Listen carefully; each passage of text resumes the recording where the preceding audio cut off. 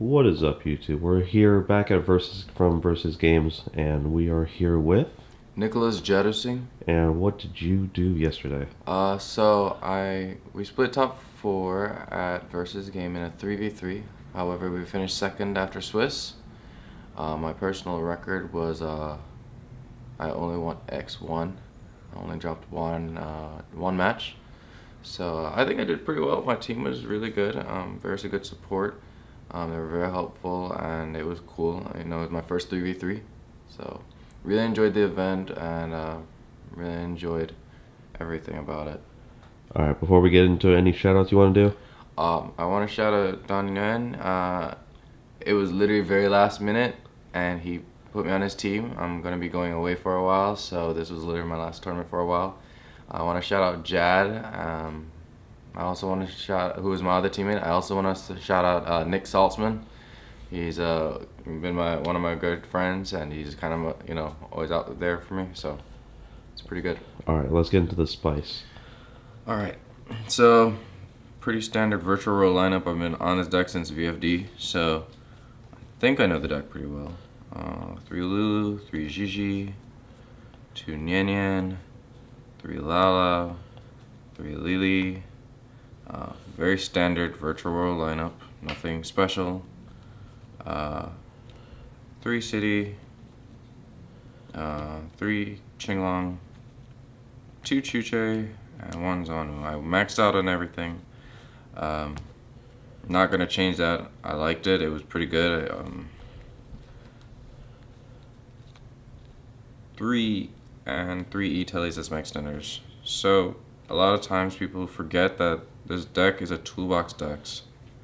So Chuche being able to banish to increase level. Sometimes people don't think about it.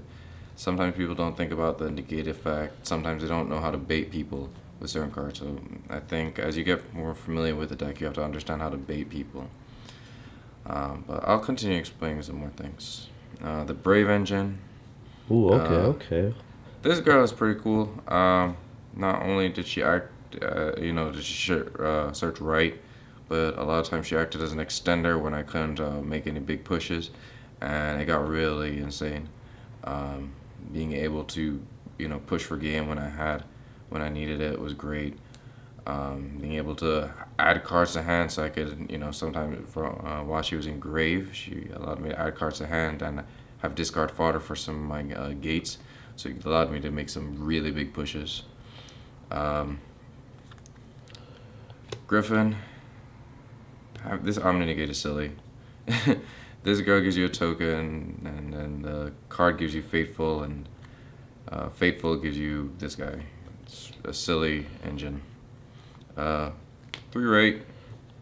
It's a big token, and it's level 4, so it allows you to get into crazier plays, because before you were restricted to 6, 9, and 12, and rank 3, 6, 9, and 12.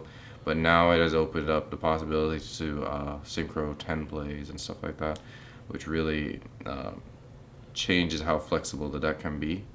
Increases it a lot and greatly increases the ceiling. Adventurer.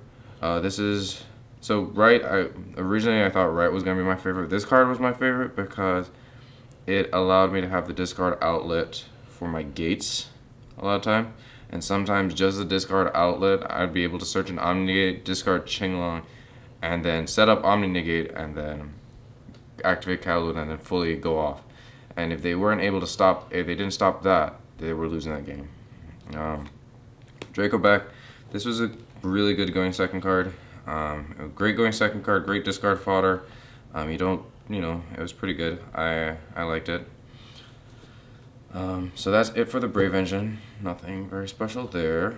And then my defensive cards, my only defensive cards, I do not play hand traps in this list.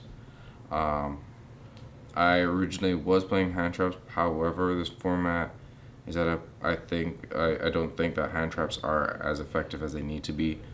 And I think if you're playing hand traps, you need to have multiple hand traps. A lot of 2 to 3 hand traps to stop your opponent. This deck can't fit 2 to 3 that many hand traps in there. So I'd rather play the most impactful going second card.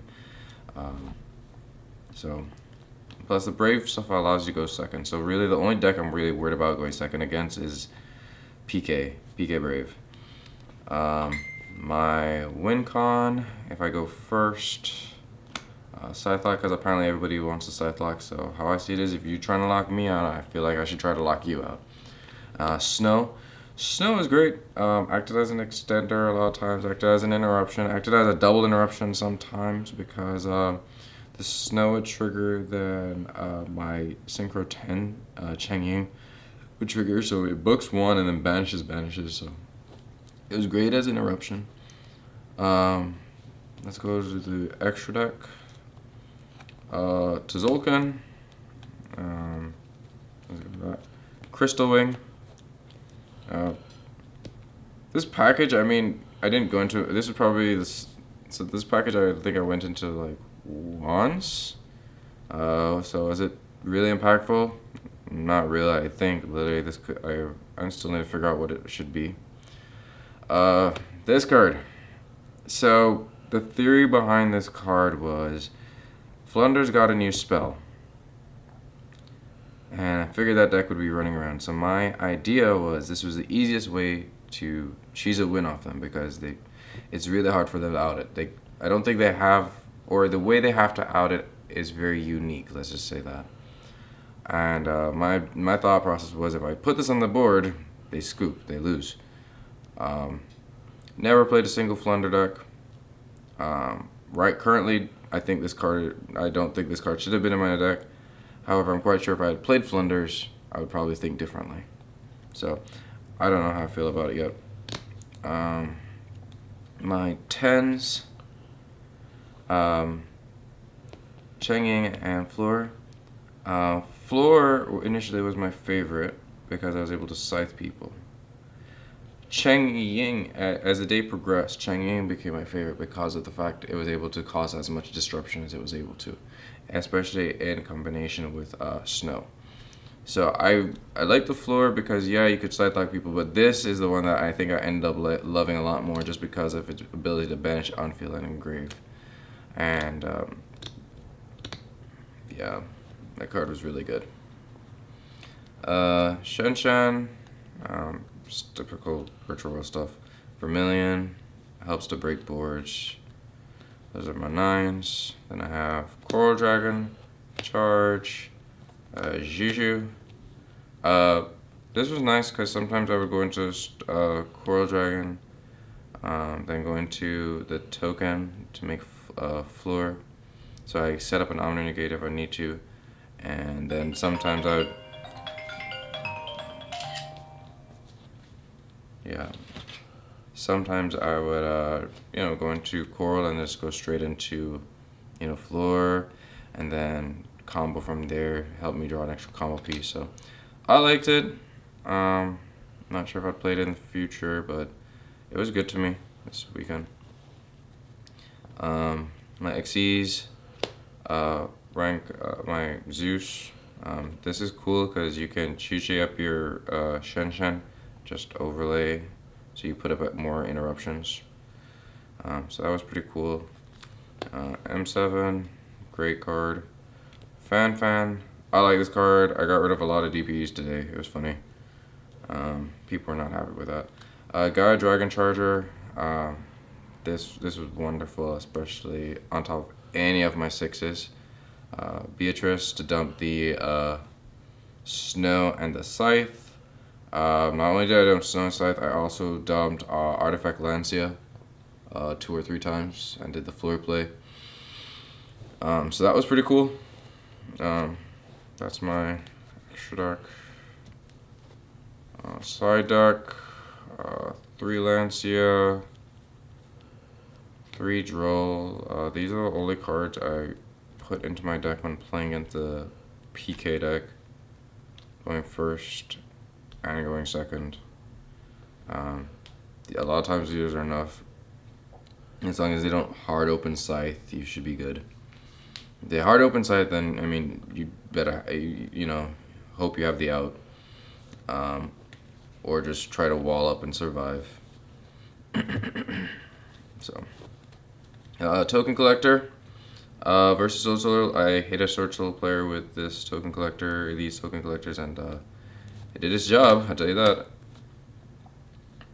Gammas, gammas. I put in, just an additional stopper if depending on what kind of matchup I put it in for.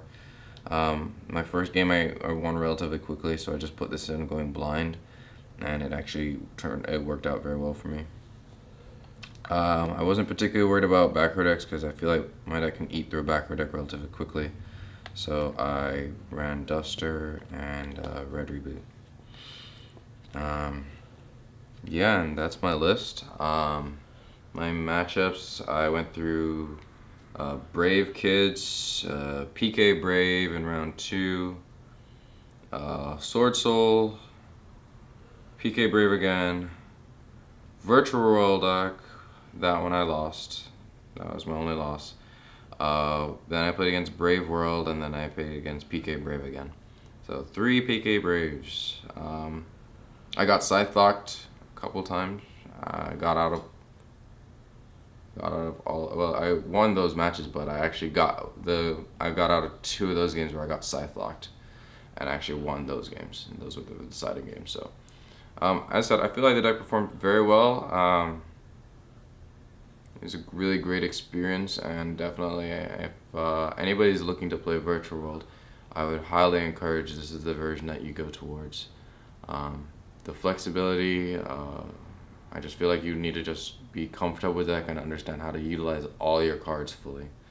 And I feel like if you're able to figure that out and you're able to get comfortable with that, then you should do very well with it. All right, sounds good, man. Thank you. All right. Thank you for having me on the channel. All right, Asian Station signing out.